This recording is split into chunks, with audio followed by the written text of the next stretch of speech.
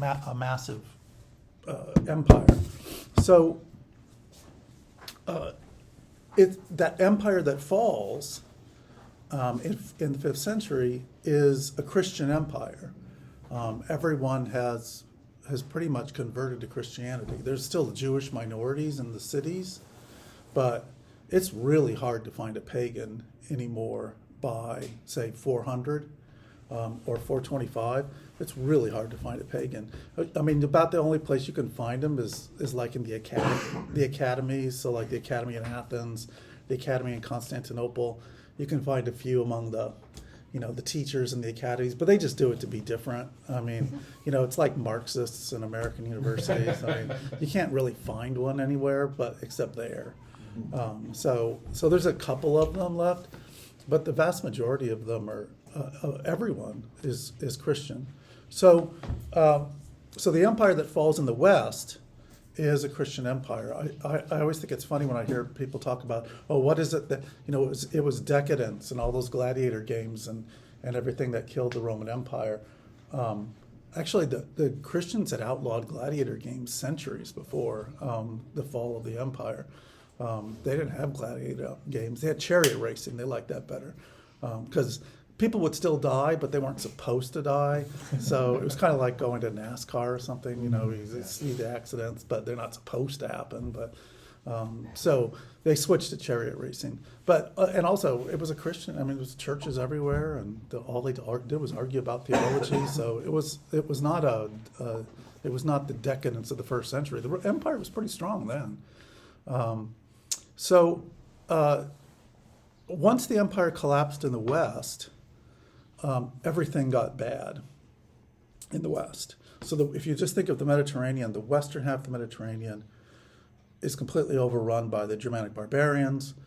They set up these small kingdoms there. It's a real mess.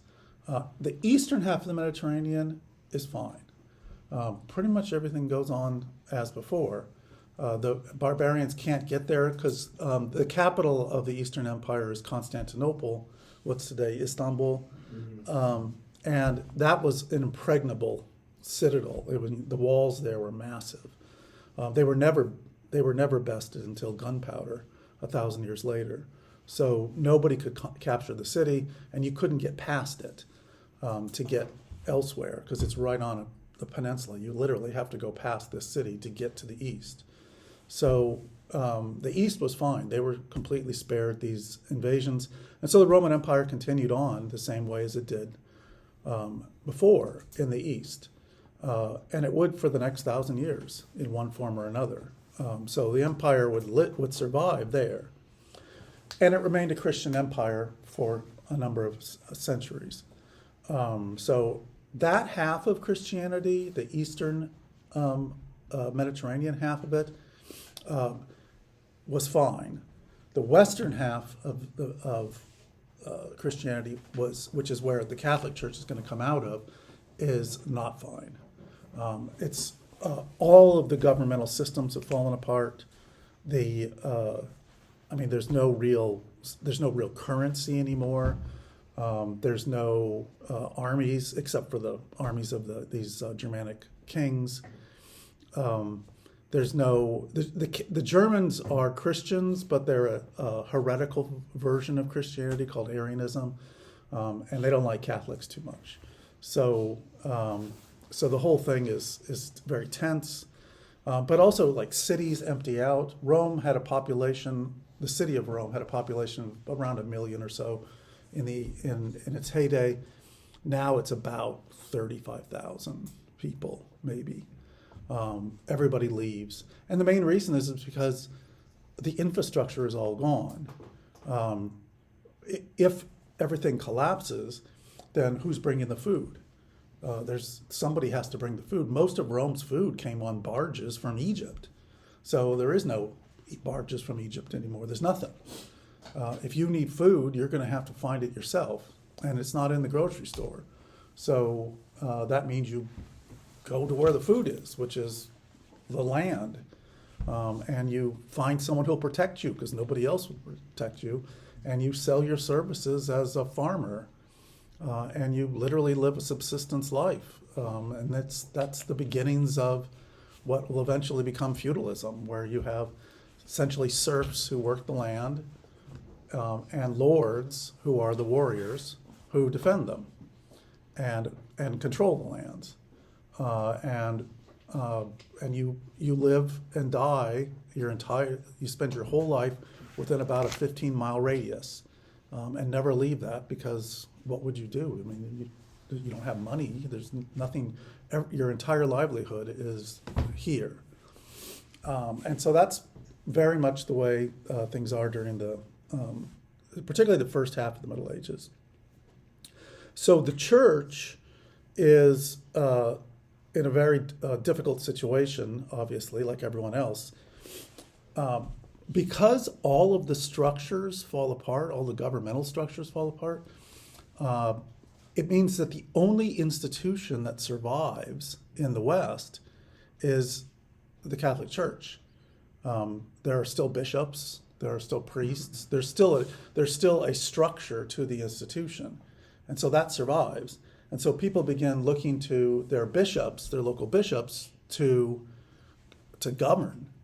And that means the bishops, particularly of the larger cities in the West, they become not only just the shepherds of the Christian flock, they become the rulers of those cities. So the Bishop of Milan becomes essentially the ruler of Milan. That's his city, and he controls it and the lands around it. Bishop of Rome, the Pope, becomes the ruler of that city. And in fact, it's made official in 753 when the Frankish king gives to the Pope the city of Rome. It's called the Donation of Pepin, that was the guy's name. But he gives to the Pope the city and the lands in central Italy. So a whole belt of lands that go from the Adriatic to the Tyrrhenian Sea. They give that all to the Pope, and the Pope will rule those lands as his kingdom until the Italian Revolution in the 20th century. Those are his lands. So the Pope, like a lot of these other bishops, is not only a church leader, but he's also a ruler in his own right. Now, the other bishops elsewhere across Europe, as time goes on, they come under the control of the kings. And so the kings can make a lot of decisions about them. But the popes can't be under the control of anyone. That's why they're completely separate. Because the assumption is, and this is true for all the kings agree, that the Pope should not be answerable to anyone.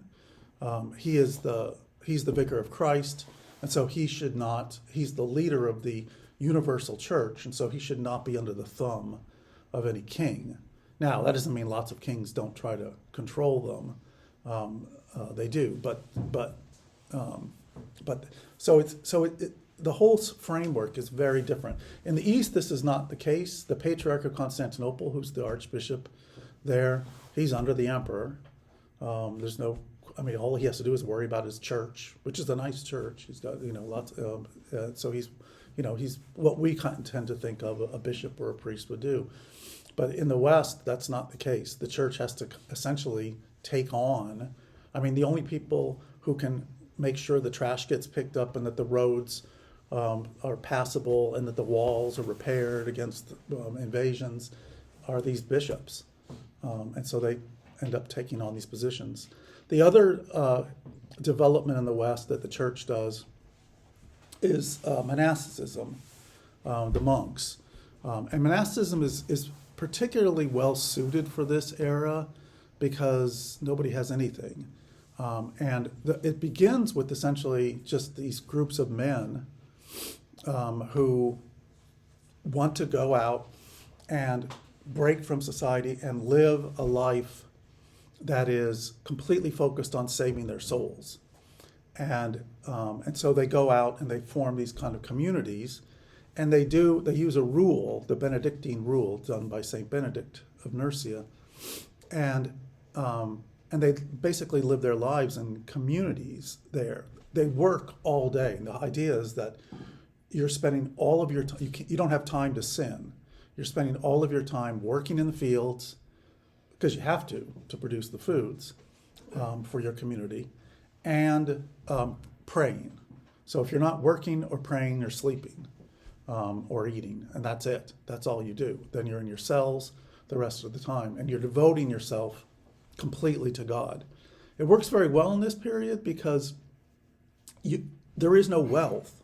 Land is the only wealth, and so they get lands, and they work those lands, and so they're self-sufficient. Over time, though, a lot of these monasteries keep getting more and more lands, and the reason for that is that there's all across Europe. There's lords, feudal lords. Every feudal lord is a warrior. They're knights, they're warriors. They're trained from when they're children to be warriors, mostly mounted warriors. And so these are guys who end up getting a lot of wealth through fighting. I mean, they fight everybody. They don't care who. They would just fight anyone they can find and take stuff from. There's no real law. They can do what they want. But they want to go to heaven. And so what they'll often do is some of their lands that they got by killing people, they'll take and give it to those holy guys in the monasteries.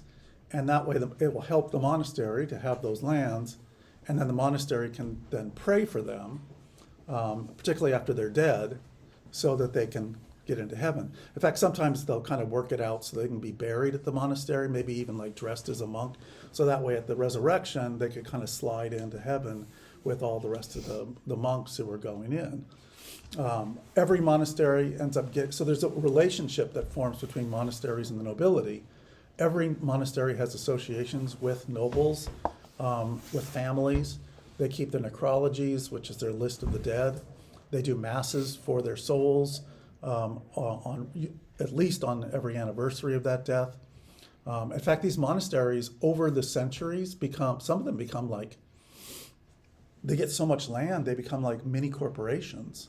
In fact, some of them become conglomerates. Some of the monasteries, like the Cluniac monasteries and the Cistercian monasteries, they have hundreds of daughter houses all over Europe that are all under their control, and they just spread it out, and they get now this is by the 12th and 13th centuries where things are getting a lot better. But there's a close relationship for them. If you ever go into one of those churches or the ruins of a monastery, someplace in Europe, you'll often notice how many side altars there are. There's just, like, particularly the classic monastic church is a cruciform church, and on the transepts all along there'll be zillions of these side altars. That's because in the heyday they had a lot of masses to say every day for all these benefactors, and so these altars would be going, all the time, doing these masses. So the monasteries also became a major component of this. Because the West and the East lived in completely different worlds, it became, as the centuries went on, it became increasingly hard for them to talk to each other anymore. In Constantinople, in 900, they still had chariot races. They still had academies, they had libraries. It was still a pretty nice place. And people were fairly well educated for the most part. In the West, no one knew how to read except for the clergy. If you needed something, well, you would never need anything read, but if you did, you would take it to a priest and he would read it for you. There was only one language to read and write in, and that was Latin. So if you didn't know Latin, then you weren't going to read and write anyway, because there was no written vernacular languages before the late 12th century. So, but in the East, they still did literature and everything. So they were having a difficult time talking to each other, and increasingly they disliked each other quite a lot. In the East, they tended to view Westerners as barbarians, money grubbers, people who don't even know how to use a fork, which is true because the fork was actually invented in Constantinople and they didn't use them in Western Europe at all. They just used their hands and knives to eat. In the West, they view Constantinople as people who are soft, who are more interested in sounding smart than actually living good lives, decadent. And so they had their own stereotypes of each other, which, wasn't completely false about either side. All of this broke finally in a big dispute that occurred in the 11th century between the two. This is what's sometimes called the Eastern Schism in 1054. There was a big high-profile thing where there was a papal legate who was in Constantinople, and he was supposed to be talking to the Patriarch of Constantinople about mending fences, and these two guys didn't like each other at all, and things got worse and worse. And finally, the papal legate went into the great church in Constantinople, Hagia Sophia, and slammed a bull of excommunication down for the Patriarch on the altar, and then shook the dust from his sandals and walked out. And then the Patriarch responded by excommunicating him. And so that's when people kind of say that the church that was one began to divide itself into two, and the West becoming the Roman Catholic Church, and the East becoming what we call the Eastern Orthodox Church, or the various Orthodox churches, the Greek Orthodox or any of the Orthodox churches. And that's when you start to see this division between them. Now, it was never complete division. They still had a lot of interaction between themselves, but there was clearly there was a lot of anger and hatred, and so they just began breaking apart. Religiously, theologically, there really is almost no difference between them, and it remains that remains the case today. In fact, Catholics accept a Greek Orthodox Mass as a valid Mass. I mean, it's the same apostolic foundation. The priests are considered to be, or duly ordained. So it's still perfectly. It's not heretical. It's what they call schismatic, which means broken away, but it's still valid. But that's where the origin of that comes. The only theological argument that they had wasn't even a theological argument.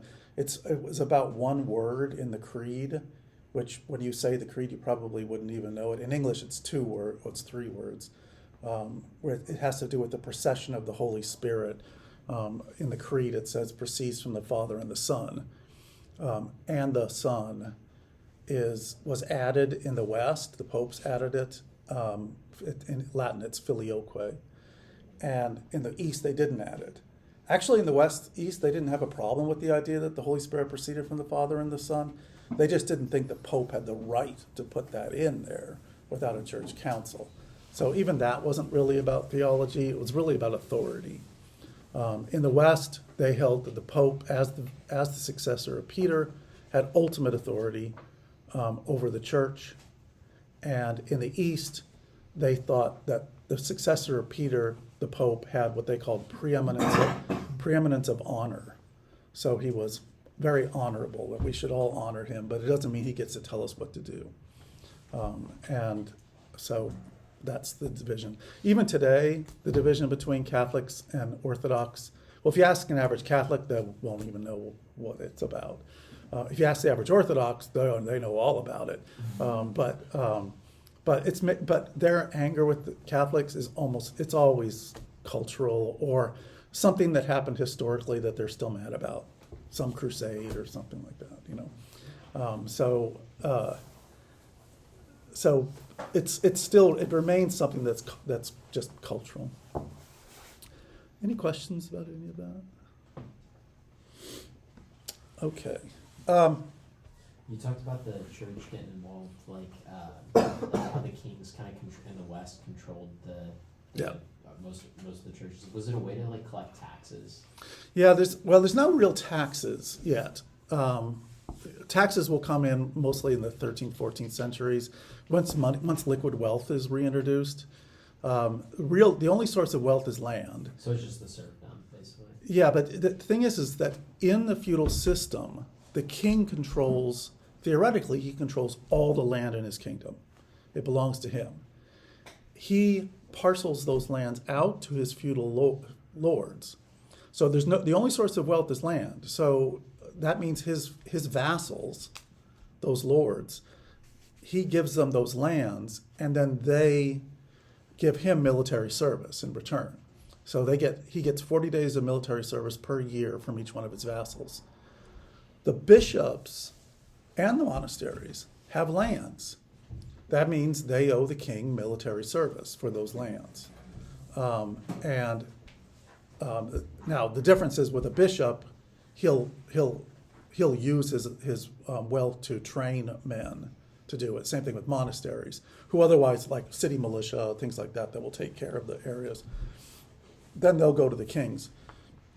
Same thing with the monastery. It needs men at arms to protect it from just bands of robbers or anyone that would take something from them.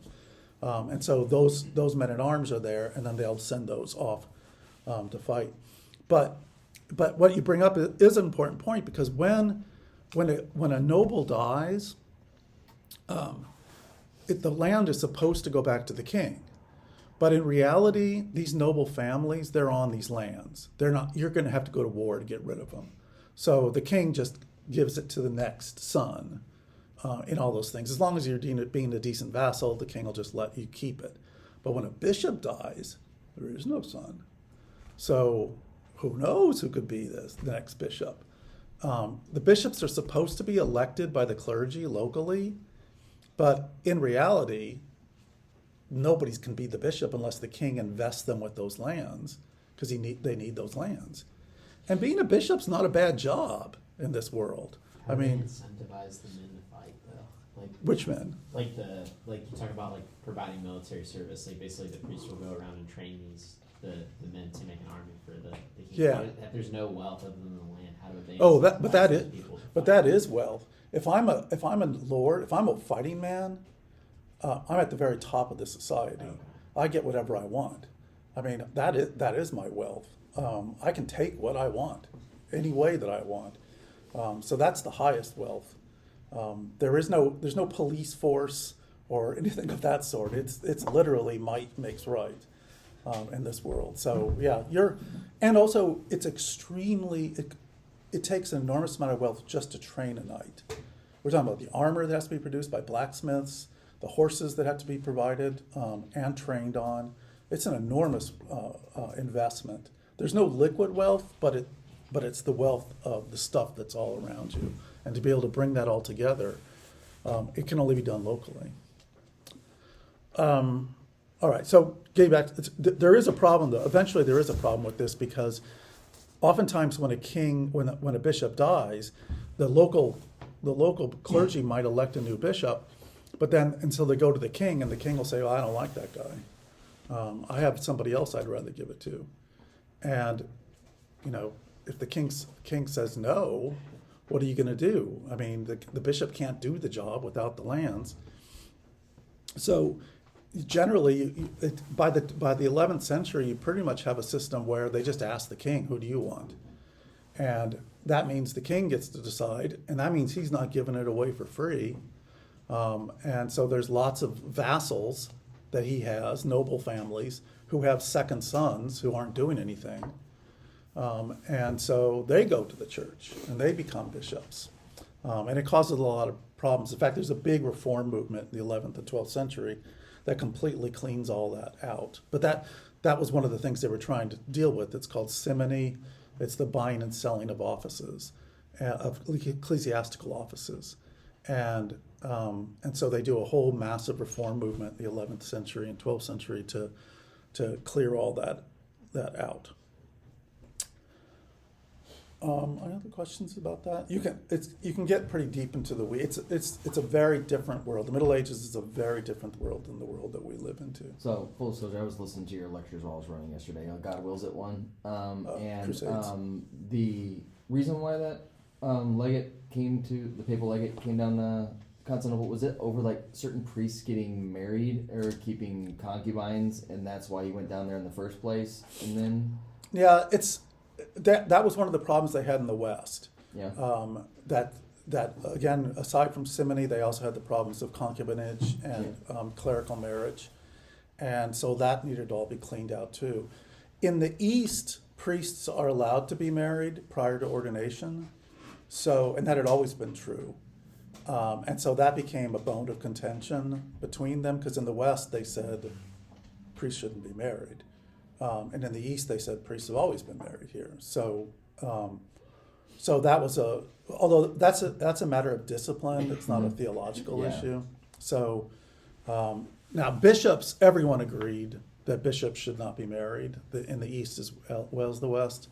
It's just in the West things got so bad that a lot of the bishops, particularly these guys who became bishop by just paying someone off, they weren't very holy guys. I mean, and so they would just have concubines because they knew they couldn't have. So they have a bunch of women that they just funded in their palaces, and it was generally thought to be a perk of the job that you just got to have concubines if you were a bishop.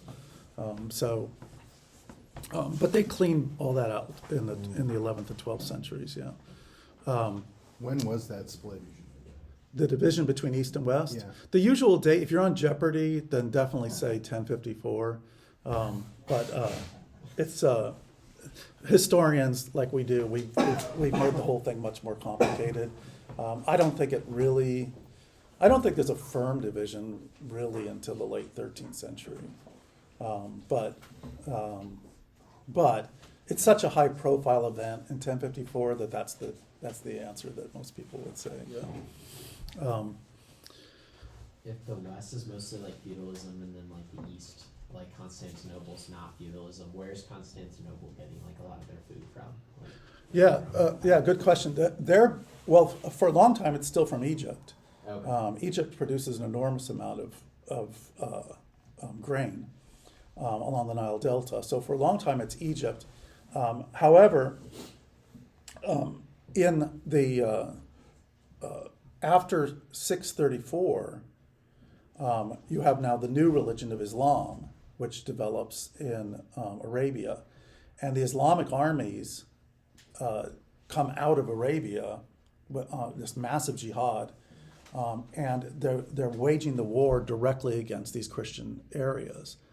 And they very quickly, by 635, Egypt has fallen to Islam, and so that's completely cut off.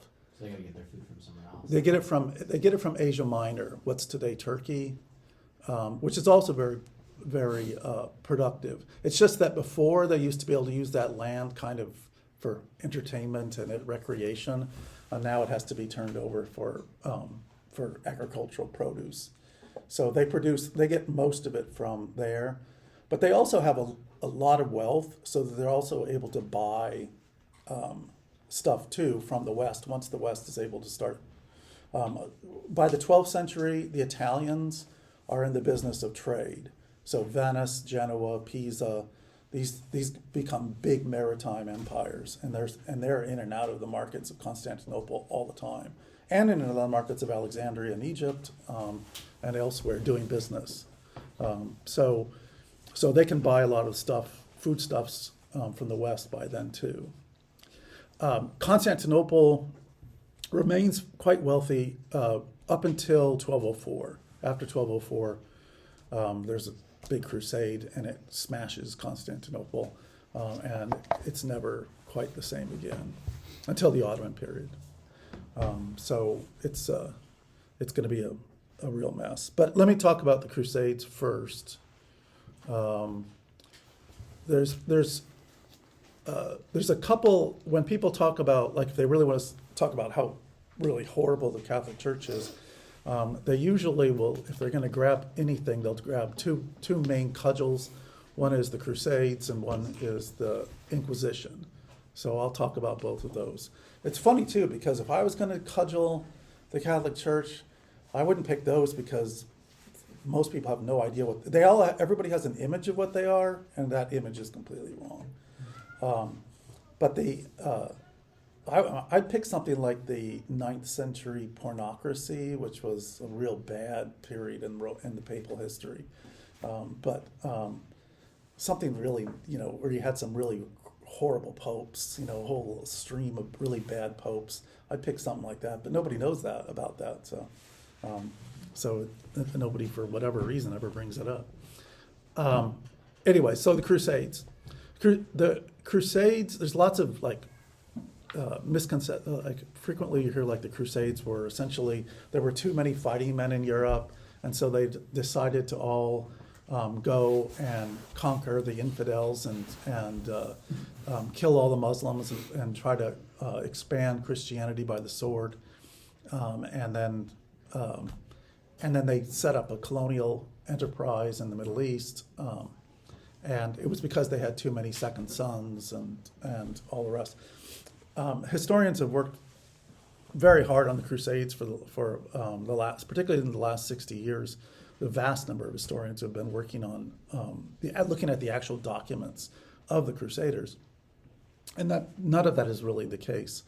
The Crusades were essentially a belated response to the Muslim conquests of the Christian world. The initial conquests in the 7th and 8th century, Muslim conquests conquered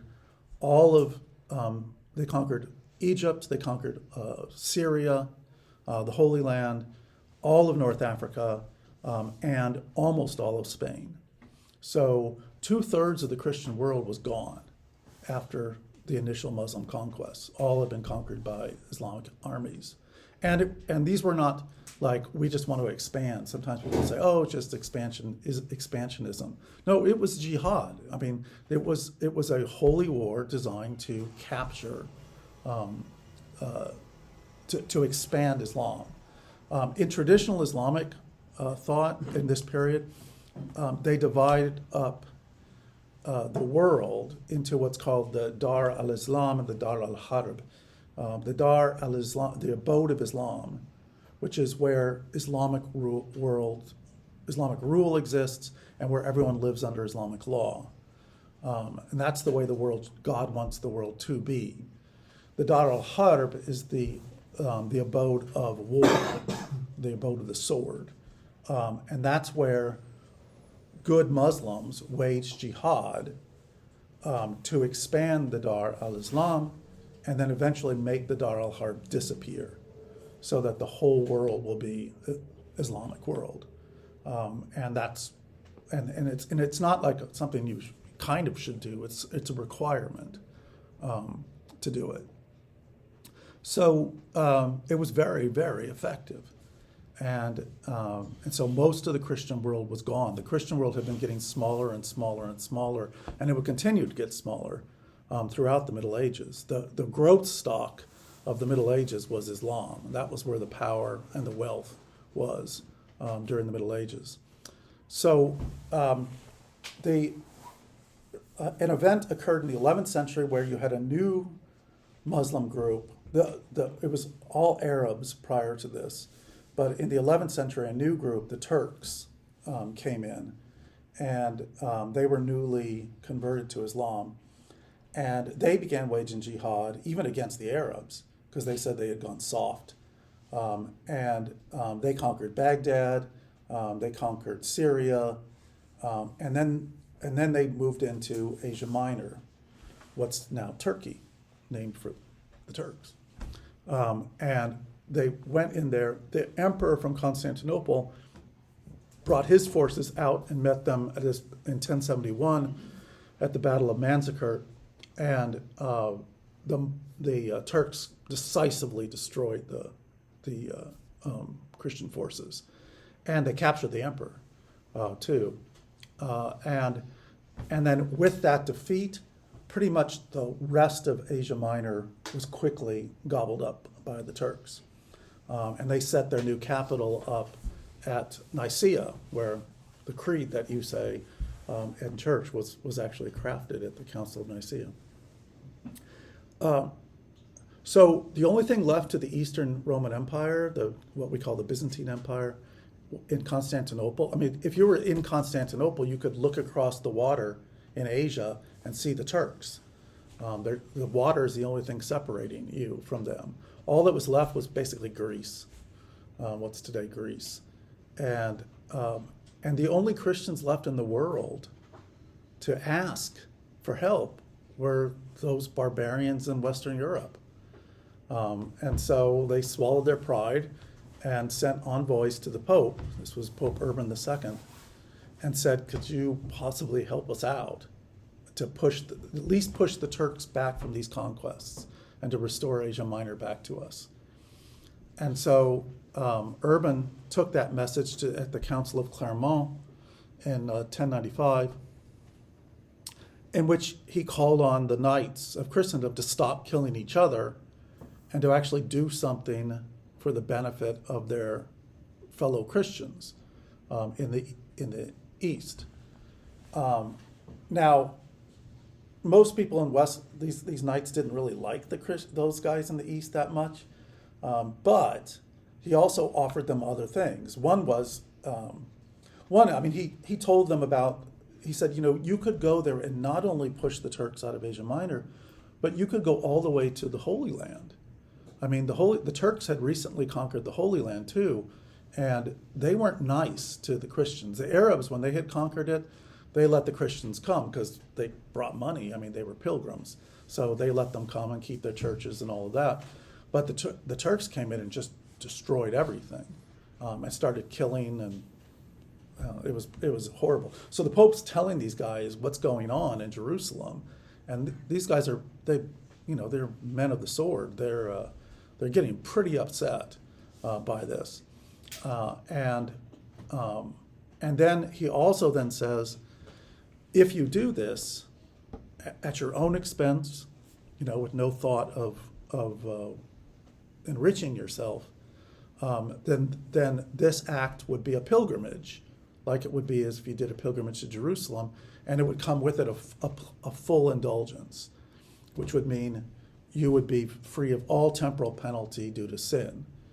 And for these knights, these are guys who knew that they could confess their sins when they were getting ready to die, assuming they know. I mean, they could die any day. They lived by the sword.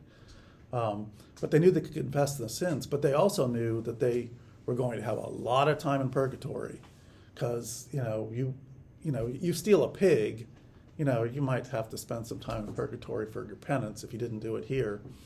But you wipe out a village, it's going to be a bit more. And so most of these guys were, because they lived around death constantly. They were always worried about where they're going to be if they died today. And so this gave them an opportunity to do the one thing they knew how to do well for the benefit of their soul rather than for the perdition of their soul. And so it was massively popular. The First Crusade ended up being about 40,000 men who took the cross. They took the vow of the cross and at their own expense marched off. It's one of the strangest events in human history. It's the only time I know where you have tens of thousands of men who march thousands of miles deep into enemy territory for no good strategic reason. They had no plans. They had no idea about roughly none of them had ever been to any of these places before. They just knew that God would guide them. And the crusade itself we don't have time to go through it all, but it was constantly on the brink of utter destruction. It was always just one day away from being absolutely destroyed. And it somehow managed to always survive. Ultimately, they conquered Nicaea and took it away from the Turks. They then went to Antioch and conquered Antioch. They then went down the coast of Syria and ultimately went to Jerusalem and against all odds, they conquered Jerusalem too. And that became the basis of what would eventually be known as the Kingdom of Jerusalem, the Latin Kingdom of Jerusalem. And they would set up a state there, a kingdom, that would last for almost 200 years. So it was not a short thing. But what the point is that the Crusades were always understood, and every other crusade was this way too. They were always understood as a defensive war. They were always in reaction to a conquest or an attack on Christians. And so every crusade that you look at, like the Second Crusade was the conquest of Edessa. So then they call a crusade to try to take that back. So each one of them was a response to a Muslim aggression. And the crusade was the attempt to try to take it back. I used to say when people were one of my historical specialties is the Crusades and the crusading movement. And right after 9/11, I was like super busy because everybody wanted to talk about Crusades, and I used to say at the time that the Crusades were fairly misunderstood, that they were a defensive war, but it was. I would frequently say that it was a belated defense of the Christian world, and at some point, Christianity, both as a faith and as a culture, either defended itself or it was simply subsumed into Islam, and the Crusades were that defense. That was what they were. Now, ultimately, they didn't succeed. They did succeed in getting Jerusalem for a while, but the kingdom was defeated in 1291, and they never got that back after that. Also, Islamic power continued to grow, so that once you get into the 14th century and the 15th century, the Turkish power is becoming preeminent. And by the time you get to the late 15th century, the Ottoman Turks are the superpower of the Mediterranean world. And so at that point, crusades simply become desperate attempts to stop the Turks from conquering more of Europe. I mean, they're just trying to save Europe at that stage, and they fail at that too. I mean, the Turks conquer all of southeastern Europe, Greece, Bulgaria, they conquer Hungary. They came very close to conquering Vienna. So the Crusades just became an attempt to try to slow that down. But they remained as long as they were around, and they lasted a long time. The most common question people ask about the Crusades is how many were there, and because people think there's a number because there's the First Crusade and the Second Crusade and the Third Crusade and the Fourth Crusade, but those numbers are just added on to certain crusades long after. There's no set number. There's zillions of them. I think the last crusade was probably in 1571, so I think they went pretty late. That was Battle of Lepanto.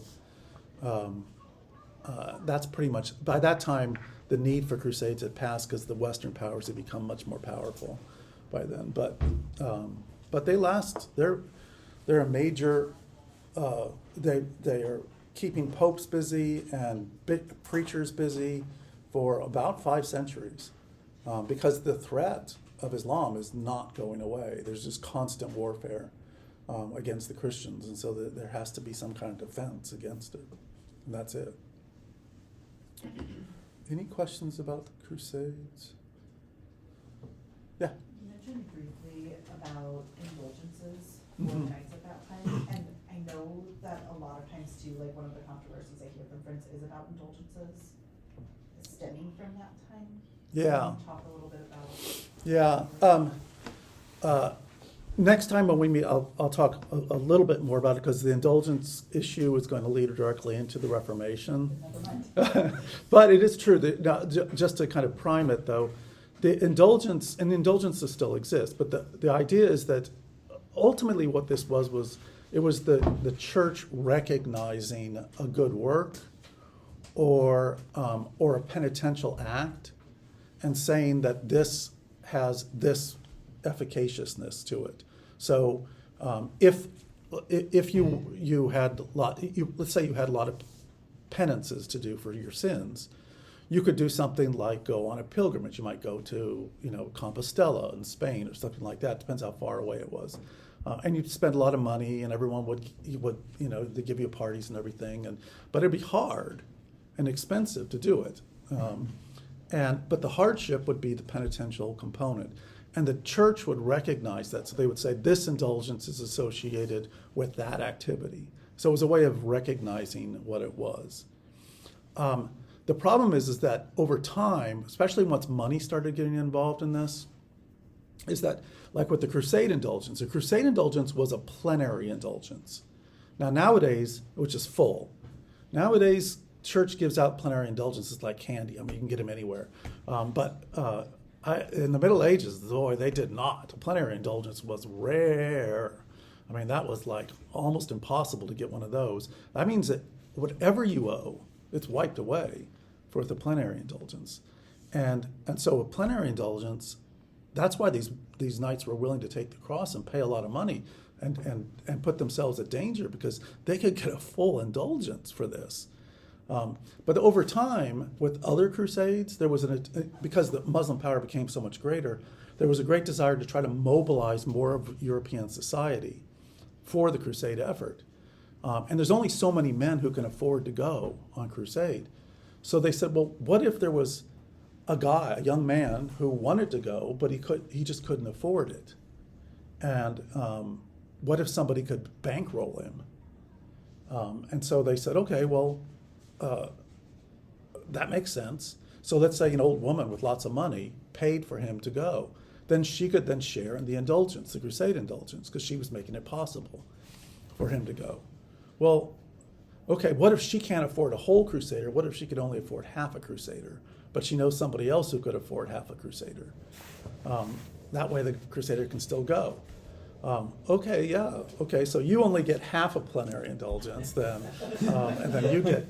And you can see, as soon as money gets involved in this, now let this go for like 2 centuries, and you can see pretty soon it's like an open market. You're selling, it's like a stock market of indulgences. Well, I only want one share in this crusader, and then another share, and so it's just it's like anything else with money involved in it. Eventually, it's corrupted. Now, in the Middle Ages, it's not that bad yet, but by the 16th century, which I'll talk about next time, the practice becomes pretty corrupt. You basically just have salesmen who are selling indulgences. But I'll talk more about that next time. Yeah.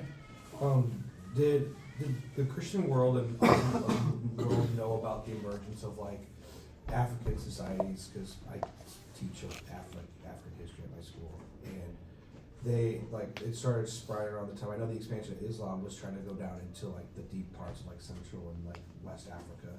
Was the Christian world also trying to expand to that world or not? Well, Ethiopia was already Christian, Mm-hmm. it had early on Christianized, and they knew about it, that Ethiopia was Christian, but the average Christian didn't know very much about it at all. But those who traveled, like if you went to the Holy Land or you went to Constantinople, they would see these, because the average European never saw a black man, black woman ever. And because they just didn't travel enough. But I've read accounts of people who were like in Constantinople and they met Ethiopians. Oftentimes they would brand a cross on their forehead. And they would meet these guys and they would tell them about, these Ethiopian princes would tell them about how they had been to the Holy Land and things of that sort. So yeah, they knew they existed. So like they didn't know like Mansa Musa or anything like that. Not for a while. Mansa Musa in Timbuktu. No, they didn't. Not until later. The only thing they know about that is a legend that was called the Prester John legend. Prester John. This was a very popular legend in the Middle Ages.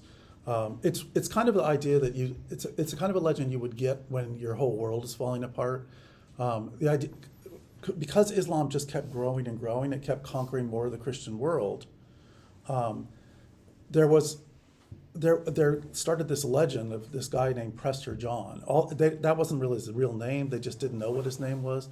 But the legend was that the wise men at the Nativity, who were these kings from the East, that they had massive empires in the Far East or in Africa, and that they converted to Christianity, and that they went back to their kingdoms, and their massively wealthy kingdoms became Christian. And that if they could just get word to these kingdoms, they would come and they would crush the Muslims and save us all. But they were out there, they were beyond the Muslim world, and they had to find them.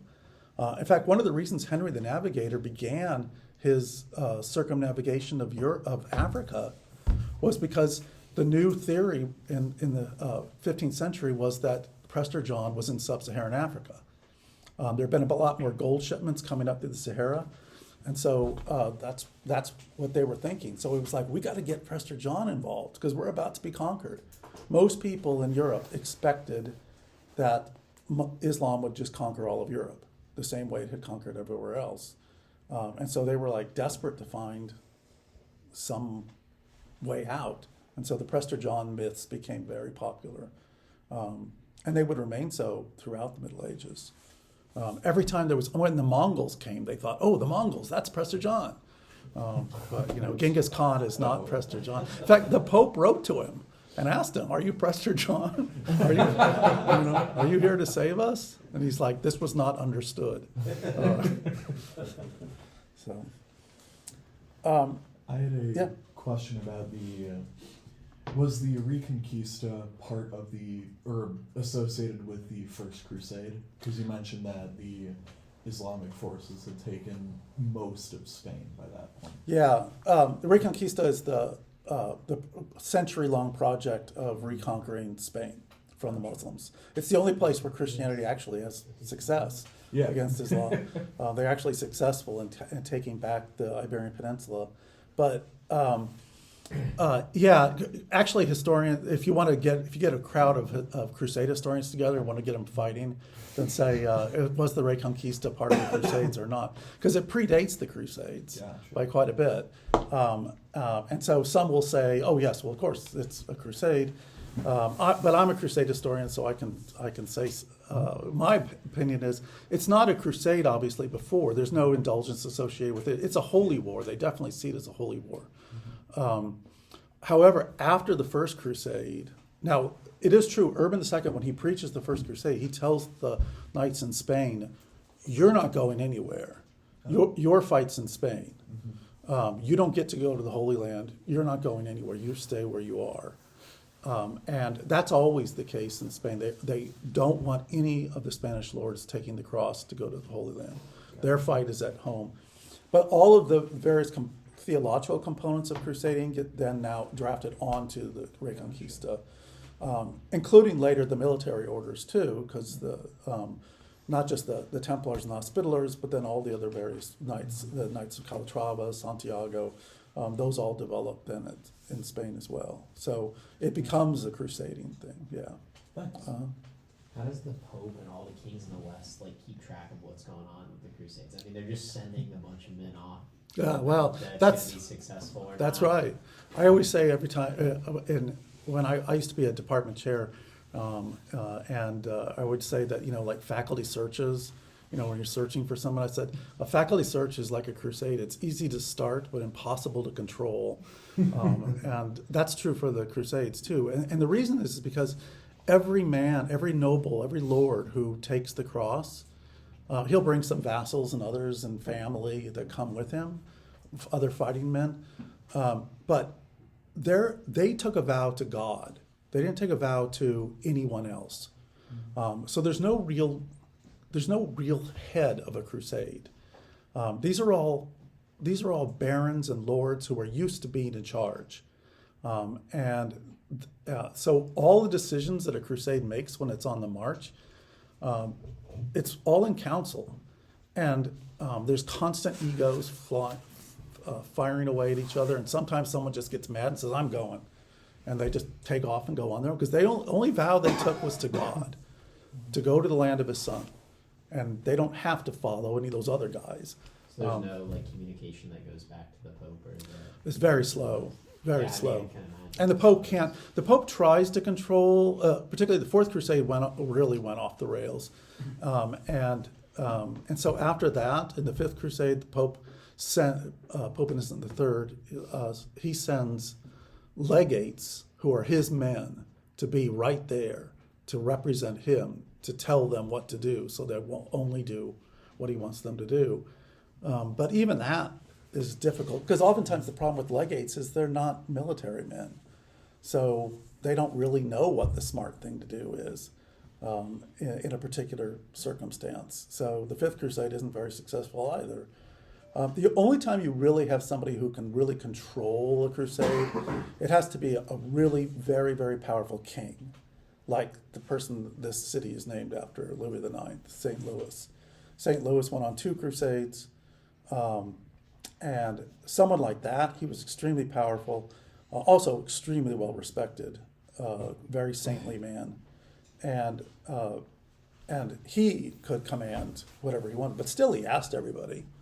He still would hold a council and ask everybody what their opinion was, but then he made the decision and everybody would go along with it.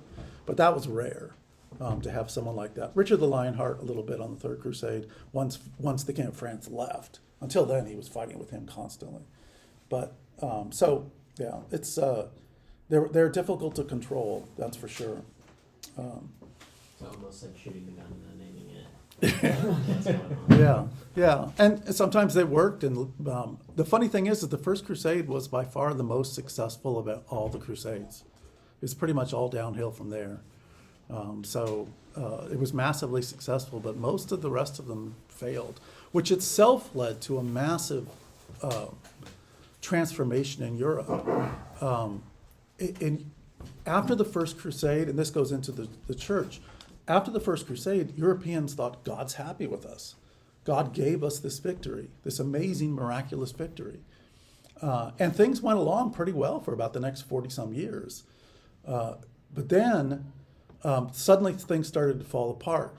The Second Crusade left in 1147, and it went, and it failed at everything and lost a lot of men in the process. And people were like, how did this happen? How could God have given the victory to the Muslims? And they decided, all you got to do is open the Bible, look in the Old Testament. The Jews are always losing, and it's not because God loves the Babylonians more. It's because He's using them as a scourge, as a way of punishing them for their sins. And so Europeans concluded that they were being punished because they were sinful. And this begins a massive reform movements in the 12th and 13th centuries that just go to fever pitches in Europe. Every aspect of European society gets reformed. And much of it is because they're looking at what's going on in the Holy Land. In 1187, the Muslim leader Saladin conquers Jerusalem itself and captures the true cross. I mean, this is as bad gets. Everyone in Europe is just sure God hates us. And so they begin all kinds, like lay piety movements, processions in cities. The cities are getting bigger too at this point. The development of the mendicant orders is at this period, and it's largely because of this. The mendicants are like they're the begging, it means beggars. And this is the Franciscans, who are, they're like kind of like monks, but they're not in a monastery. They're on the street, in the cities. They have no money. They help the poor. They preach. They live lives where they own nothing. And then at the same time, the other major mendicant order is the Dominicans, that are the preachers, the street preachers, all very well educated. Not the Franciscans, they're not so much, but the Dominicans, very well educated, and they preach, they debate heretics too. Which leads me to the last thing I wanted to mention, which was the Inquisition, briefly here at the end. The Inquisition is, to understand the Inquisition, you have to understand heresy. Heresy in the medieval world is not like religious diversity. Heresy is considered, well, every society has heresy, certain beliefs that are thought to be so repugnant that nobody should hold those beliefs. And if they do, they should be punished for them. And in the Middle Ages, a lot of these were various kinds of Christian heresies, like Catharism or Bogomilism or other kinds of Christian heresies. In the Middle Ages, people looked at this as a disease. It was worse than a disease because it infected the soul, and it caused the soul to die, to not go to heaven. And like a disease, it spread. One heretic will spread those heretical ideas to other people and thereby kill those souls too. And so what you needed was doctors of souls, those who could go around and try to convince people of where they were wrong. Now, the church had long held that if you, basically what Christ had said about heretics, which was that, if your brother sins against you, then, go and talk to him. If he won't listen to you, bring somebody else. If he won't listen to them, then bring the church. If he won't even listen to the church, then treat him like you would a tax collector, which means expel him. That's what excommunication is. You're not part of us anymore. You're out. That's all the church ever could do and ever did do. The states in Europe, the kingdoms, and the lords and everybody else, they had another view of heresy, and that is no king, no lord, nobody wanted a heretic in their kingdom. It's going to call down the wrath of God. That's bad enough. But B, you have to recognize in the Middle Ages, a king's power comes to him from God. That doesn't come from people. The people didn't elect the king. He's king by the grace of God. God gives him his authority. He's crowned in a ceremony, in a church, by the church. He's anointed in holy oils. His power comes from God, and he's subject to God alone. And it's through the church. And if you are running around my kingdom saying that the church is full of it and that God is completely different, then that means you are inherently treasonous. You are inherently saying that I, as king, have no power, that my power is completely false. And that's treason. And the punishment for treason, death, still today. So that means if somebody brings someone, let's say you're a local lord and you're sitting in your seat of judgment, and somebody says, hey, this guy's a heretic. Yeah, I heard him say something. Now, if somebody comes up and says, I stole a pig, then you can figure that out. But if instead they say he's a heretic, and they say, well, what did you say? The guy says, well, I just said that I thought that the universe was a big thing of cheese with worms in it. And the Lord doesn't know. He can't even read or write. He doesn't know that much about whether it's heresy or not. So he just it's best to just be safe and err on the side of caution and just burn him at the stake. So basically, anybody who gets accused of heresy, but the point is the only court that can sentence someone to death is the state court. The church doesn't have a court for that purpose. The state considers that heresy is a capital offense. The kingdoms consider it a capital offense.